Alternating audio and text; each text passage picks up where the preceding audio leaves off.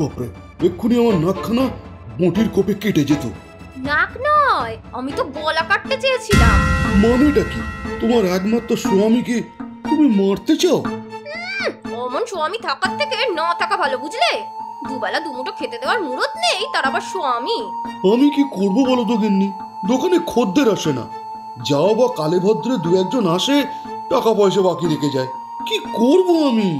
তুমি কি করবে আমি কি জানি? দরকার হলে চুরি করো, ডাকাতি করো, নয়তো তোমার এই অভাবের সংসারে না আমি আর থাকবো না, বুঝলে? এই দুপুর বেলা এমন করে বললে গিন্নি? বেশ, চললুম আমি দোকানে। পাহাড়পুর গ্রামের কানাই নামের এই দরিদ্র কামারের ছিল একটা ছোট্ট কামারশালা, যেখানে তেমন কোনো খদ্দের আসতো না। দু একজন যাও বা আসতো, সে রোজগারে সংসারও চলতো না। এই নিয়ে প্রতিদিন তার বউ তাকে কথা শোনাতো।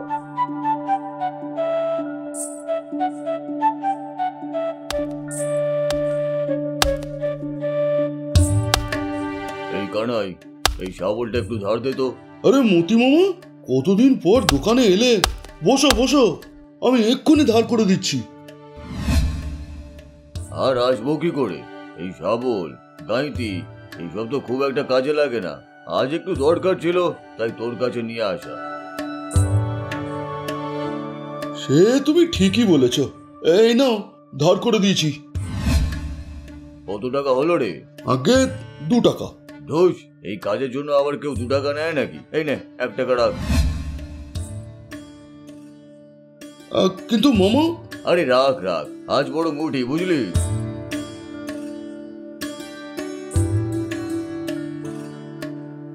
কি ব্যাপার কাকা, এই ভর দুপুরে এমন মনমরা হয়ে দোকানে বসে আছো? খেতে যাওনি? আর খাওয়া, তোর কাকি তো যা নয় তাই বলে ঘর থেকে তাড়িয়ে দিল, বললো এই অভাবের সংসারে থাকবে না। এদিকে দোকানের যে অবস্থা, ভাঁড়ে মা ভবানী, এ তো সত্যি খুব মুশকিল গো। দোকানে আরো বেশি করে খদ্দের আনতে হবে, বুঝলে? আরে সিধু, খদ্দের আর আসবে কোথা থেকে? ওই 9 মাসে 6 মাসে কিছু খোঁড়াখুঁড়ির কাজ হলে তখন ওই 2-1 জন আসে আর কি। তার মানে মানুষ যত বেশি খুঁড়বে তত তোমার খদ্দের বাড়বে। কিন্তু খুঁড়বেটা কি? পেয়েছি, বুদ্ধি পেয়েছি, কিন্তু তার জন্য তোর কাকির সাহায্য লাগবে, বুঝলি? তো যাও না কাকির কাছে। কিন্তু তোর কাকি তো... আরে যাও, অত ভয় পেলে হয় না। তাহলে যাই, বুঝলি?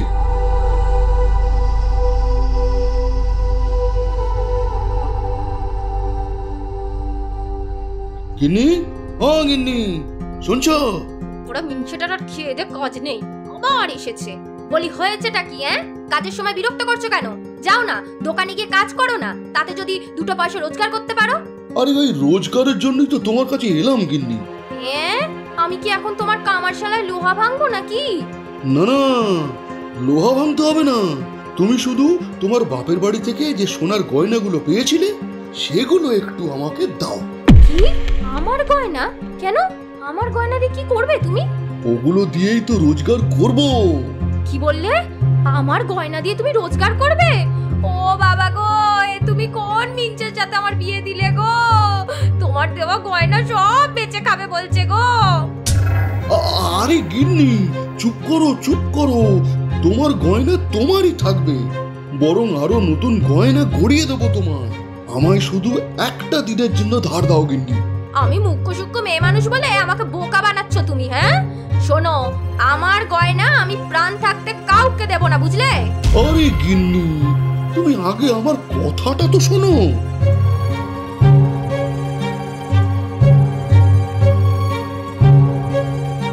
বাপরে, তোমার মাথায় এত বুদ্ধি! ঠিক আছে, আমি দিচ্ছি গয়নাগুলো, তবে এর দ্বিগুণ গয়না যেন আমি ফেরত পাই। মনে থাকে যেন। তাই হবে গিন্নি, তাই হবে।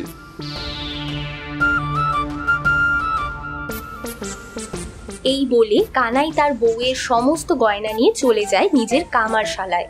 সেখানে সিধু আর সে মিলে প্রতিটি গয়নাকে আগুনে জ্বালিয়ে ছোট ছোট পাথরের টুকরোর মতো তৈরি করে। এই তো, এবার আমাদের বড়লোক হওয়া কে আটকায়? ঠিক বলেছো কাকা। চলো, এখন আসল কাজটা সেরে আসি।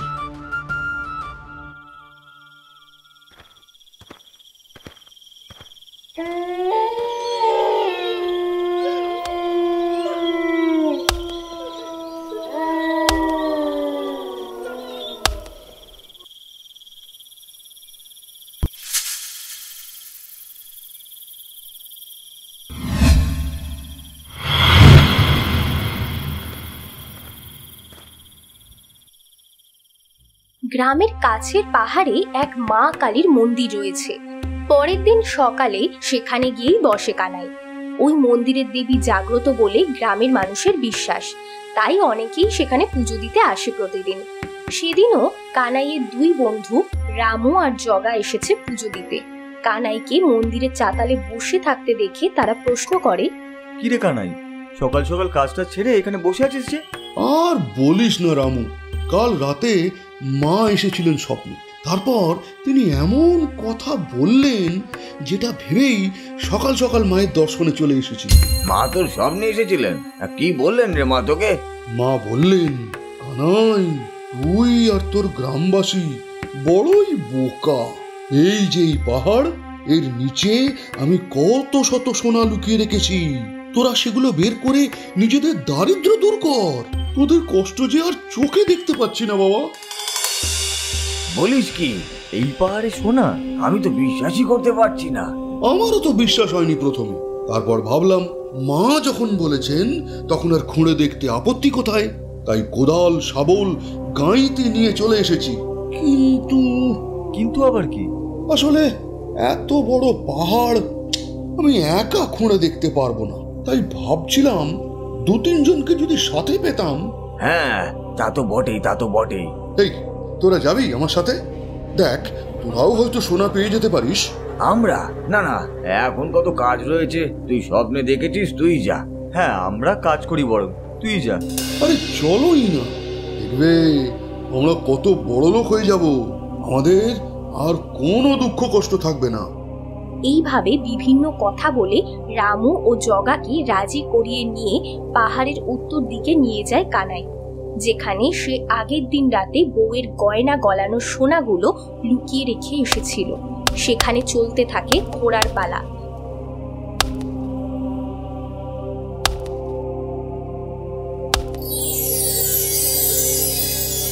পেয়েছি পেয়েছি, জয় মা কালী, ভরলে তুমি আমার ঝুলি, জয় মা। কি পেলি রে কানাই? কই কই, দেখি দেখি। এই তো সোনা, আমি সোনা পেয়েছি গো, সোনা। এবার আমি অনেক বড় লোক হয়ে যাব। চল তাহলে আরো খুঁড়ি। হ্যাঁ চল চল, আমরাও হয়তো পাবো এবার। না রে, এবার তোরা খোঁড়, আমি তো যেটুকু পাওয়ার পেয়েছি, আর লোভ নেই আমার। এরপর যা পাবি তোরা নিয়ে নিস, আমি গিয়ে দোকান খুলি বরং। কিন্তু তোর এই শাবল গাঁইতি এসব? তোরা এখন রেখে দে, তোদের কাজে লাগবে তো, আমাকে পরে দিয়ে দিস না হয়। চলি রে।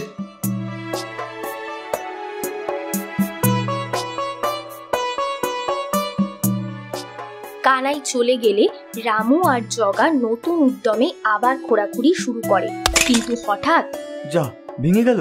না, এইভাবে অন্যের কোদাল দিয়ে কাজ হবে না, নতুন কিনতে হবে। কানাইয়ের এই শাবলটা ভোতা হয়ে গেছে গো, নতুন একটা শাবল আমাকেও কিনতে হবে। তাহলে চল, কানাইয়ের শাবল কোদাল ফেরত দিয়ে আমরা বরং নতুন কিনে নিয়ে আসি। হ্যাঁ হ্যাঁ হ্যাঁ, তাই চলো।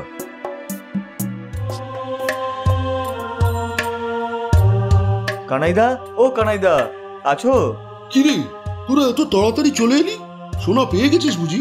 না গো কানাইদা, ঘুরতে ঘুরতে এই শাবলটা ভোতা হয়ে গেল, আর রামুর কাছে থাকা তোমার কোদালটাও ভেঙে গেল। হ্যাঁ, তাই আমাদের নতুন শাবল আর কোদাল দাও। আর হ্যাঁ, তোমার কোদাল শাবলের দামটাও রেখে নিও, ভেঙেই গেছে যখন। আরে না না, ও লাগবে না।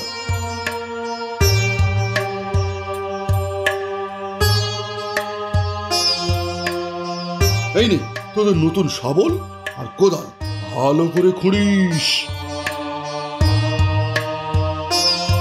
এই তো, এটাই তো চেয়েছিলাম। এবার গ্রামের সবাই ওদের থেকে জানবে পাহাড়ের গুপ্তধনের কথা, আর পাহাড় খোঁড়ার জন্য আমার কাছে আসবে শাবল, গাঁইতি, কোদাল নিতে। এবার আমার বড় লোক হওয়া আটকায় কে? কানাইয়ের ভাবনা মতো পুরো গ্রামে চাউর হয়ে গেল যে পাহাড়ের নিচে গুপ্তধন রয়েছে। আর সেই মতো পরদিন সকাল থেকেই কানাইয়ের কাছ থেকে শাবল, কোদাল ইত্যাদি কিনে সকলে পাহাড় খোঁড়া শুরু করলো, সব কাজ বাদ দিয়ে। সেই গ্রামেরই এক ছেলে ভোম্বল কিন্তু এই পাহাড় খুঁড়তে যায়নি। দুদিন পর বাজার করে গিয়ে দেখে, এ কি, আজকেও সব দোকান বন্ধ। গত 3 দিন ধরে গ্রামের একটাও দোকান খুলছে না, রাস্তাঘাটেও লোক নেই। ব্যাপারটা কি? ওই তো মাধব কাকা আসছে, মাধব কাকাকেই জিজ্ঞাসা করি বরং। ও মাধব কাকা, মাধব কাকা, এই দাঁড়াও। কিরে বম্বল, তাড়াতাড়ি বল, এমনিতেই আমার দেরি হয়ে গেছে। সবাই এতক্ষণে পৌঁছে গিয়ে হয়তো পেয়েও গেল। কোথায় পৌঁছে গেল? কি পেয়ে গেল? কি বলছো কিছুই তো বুঝতে পারছি না। আরে গুপ্তধন পেয়ে গেল। সবাই হয়তো এতক্ষণে পাহাড়ে পৌঁছে গেছে। এখনো সবাই পাহাড়ে গুপ্তধন খুঁজছে, তা পেলে তোমরা কেউ কিছু? না, এখনো কেউ পায়নি বটে, তবে পেয়ে যাবে। আমি চলি রে, হয়তো এতক্ষণে কেউ পেয়েও যেতে পারে। এভাবে প্রায় 1 সপ্তাহ কেটে গেল। কেউ তখনও অবধি সোনা পায়নি। তবু কারোর মধ্যে উৎসাহের অভাব না দেখা গেলেও দিনের পর দিন কাজ না করায় টাকা পয়সার অভাব দেখা দিতে শুরু করে। একদিন, কানাইদা, গতকাল পাহাড় ঘুরতে গিয়ে এই শাবলটা ভোতা হয়ে গেছে, তুমি একটু ধার করে দাও তো। সে দেব, কিন্তু 5 টাকা লাগবে। 5 টাকা? এখন এত টাকা কোথায় পাবো? 1 সপ্তাহ ধরে কাজ বাজ ছেড়ে পাহাড় খুঁড়ছি, সোনা পেলেই তোকে দাম দিয়ে দেবো রে। না না, তুই সোনা পেলে সেটা তোর, ওর থেকে দাম দিতে হবে না। তুই বরং আমাকে এখনই টাকাটা মিটিয়ে দে, বুঝলি? কিন্তু দেখ, তোদের এই শাবল, কোদাল, গাঁইতি বানানোর জন্য আমি তো সোনা খুঁজতে যেতে পারছি না। এখন এই কাজের টাকাটা না দিলে হয় বল? তা তো বটেই, তা তো বটেই। ঠিক আছে, দেখছি, দাঁড়াও কি করা যায়।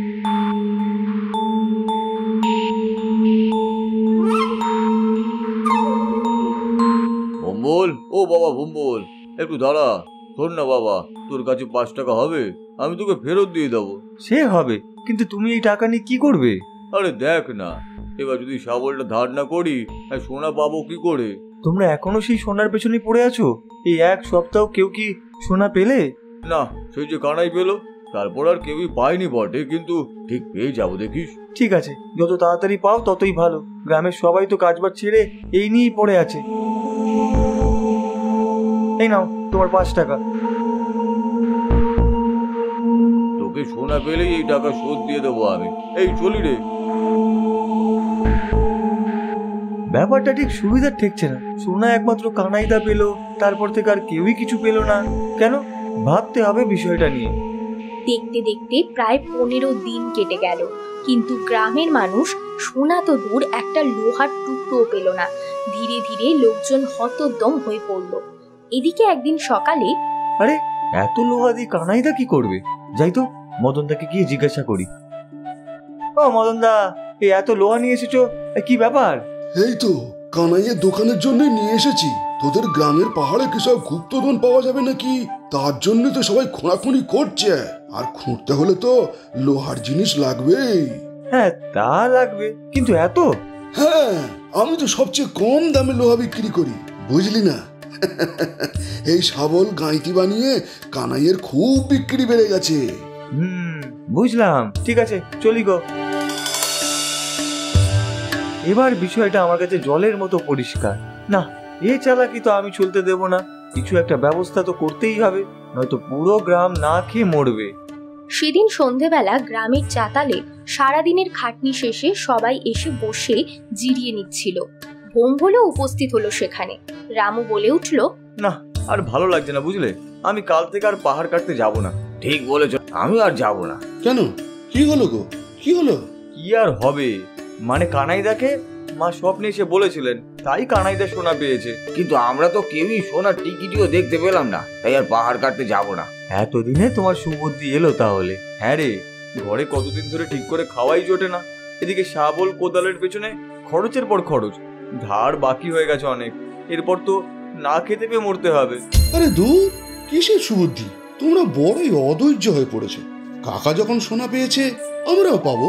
না না, আমাদের আর কোনো আশা নেই, আমরা আর যাব না। হ্যাঁ, জগা ঠিকই বলেছে, আমরা আর যাব না। হ্যাঁ হ্যাঁ, ঠিক আছে, আর যাব না। না না, এভাবে হাল ছেড়ে দিলে চলবে না। আচ্ছা, আগামীকাল অন্তত চলো। কালও যদি না পাওয়া যায় তাহলে আমরা আর কেউ যাব না, কিন্তু কাল সোনা পাওয়া যাবেই। ঠিক আছে, এত করে বলছিস যখন, কাল না হয় একবার যাব, কিন্তু কাল যদি সোনা না পাই তবে আর কিন্তু যাব না। আরে না না, কাল পাবোই, চলো না। ঠিক আছে, আমার একটা কাজ আছে, আমি চললাম। কি ব্যাপার, ও কি করে এত নিশ্চিত হলো যে কাল সোনা পাওয়া যাবে? আর এখনই বা এত তাড়াতাড়ি পালিয়েও গেল কেন? দেখি তো ও কোথায় যায়। এই ভেবে ভোম্বল হাঁটা লাগায় সিধুর পেছন পেছন, আর দেখে সিধু কানাইয়ের বাড়িতে ঢুকছে। ভোম্বলও কানাইয়ের বাড়ির জানলায় আড়ি পাতে। কাকা, সর্বনাশ হয়ে গেছে গো। কি হলো রে? কি সর্বনাশ হলো আবার? আরে কাকা, গ্রামের মানুষ তো সোনা পাচ্ছে না বলে আর সোনা খুঁজতে যাবে না বলছে। বলিস কি? না না, এ তো হতে দেওয়া যায় না। তাহলে তো আমার অনেক ক্ষতি হয়ে যাবে। আমি তাহলে ঠিকই ভেবেছিলাম, গ্রামের মানুষ সোনা না খুঁজলে তোমার তো বিক্রি বাট্টা বন্ধ হয়ে যাবে। এখন কি হবে কাকা? আমি তো গ্রামের লোকজনদের বলে এলাম যে কাল তারা সোনা পাবেই, তাই সবাই রাজি হলো আবার যেতে। হ্যাঁ, এ কি বলে এলি? কিন্তু পাহাড়ে তো কোনো সোনাই নেই। আমি যে সোনা পেয়েছিলাম সেগুলো তো তোর কাকির গয়না গলিয়ে সোনাগুলো আগে থাকতে লুকিয়ে এসেছিলাম। এবারও তাই করো না হয়। মানে কি বলছো? বলছি যে এবার আবার ওই সোনাগুলো গলিয়ে সিধুকে দাও, ও লুকিয়ে রেখে আসুক। কাল সকালে ও যখন সব সোনা আবার পেয়ে যাবে, তখন দেখবে গ্রামের লোকেরাও আবার পাহাড় খুঁজতে যাচ্ছে। কাকি একদম ঠিক বলেছে গো কাকা। সত্যি তো, তোমার মাথায় এত বুদ্ধি গিন্নি। বাবা, চল সিধু, তোকে সোনা গলিয়ে দি, তুই গিয়ে লুকিয়ে আয়। এবার তো তোমার চালাকি আর খাটবে না কানাইদা, এবার আমি সব ফাঁস করে দেবো। এদিকে সেই রাতেই সিধু কানাইয়ের দেওয়া সোনাগুলো নিয়ে পাহাড়ে লুকাতে গেলে ভোম্বল আবার চুপি চুপি ওদের পিছু নেয় এবং সব জায়গা চিনে আসে। পরদিন সকালে সবাই যখন আবার পাহাড় খুঁড়তে যাচ্ছে, ভোম্বলও একটা কোদাল নিয়ে পাহাড়ের উদ্দেশ্যে রওনা দেয়। কি রে ভম্বল, আজ তুইও পাহাড়ে সোনা খুঁজতে যাচ্ছিস নাকি? হ্যাঁ গো, এতদিন তো তোমরা কেউই কিছু পাও না, কিন্তু কাল সিধু বলল আজ নাকি আমরা সোনা পাবোই, তাই চললুম। কি বলিস সিধু, পাবো তো? হ্যাঁ হ্যাঁ, নিশ্চয়ই পাবে, সবাই পাবে। সোনা তো শুধু আমি একাই পাবো, তোমরা শুধু দেখবে আর খেটে মরবে। পাহাড়ের কাছাকাছি আসতেই ভোম্বল হঠাৎ করে একটু তাড়াতাড়ি হেঁটে গতকাল রাতে যেখানে সিধু সোনা লুকিয়েছিল ওখানে খোঁড়া শুরু করে। বাকিরা এসে পৌঁছালে ভোম্বল চিৎকার করে ওঠে, পেয়েছি পেয়েছি, এই তো আমি সোনা পেয়েছি, আরো খুঁড়ি। এইভাবে ভোম্বল সব লুকোনো সোনা সিধুর আগেই বের করে আনে আর আনন্দে লাফাতে থাকে। ও জয় মা কালী, তুমি আছো মা, আমি বড় লোক হয়ে গেলাম, কত সোনা। সত্যি তুই ভাগ্যবান রে, আজ প্রথম এসে কত সোনা পেয়ে গেলি। অথচ গত 15 দিন ধরে এত খুঁজেও আমরা কেউ কিছুই পেলাম না। মা কালী আমাদের উপর সন্তুষ্ট নন বোধ হয়, সব সোনা তোরই রে ভম্বল। না, সব সোনা আমার, ওগুলো তো আমিই রেখেছিলাম।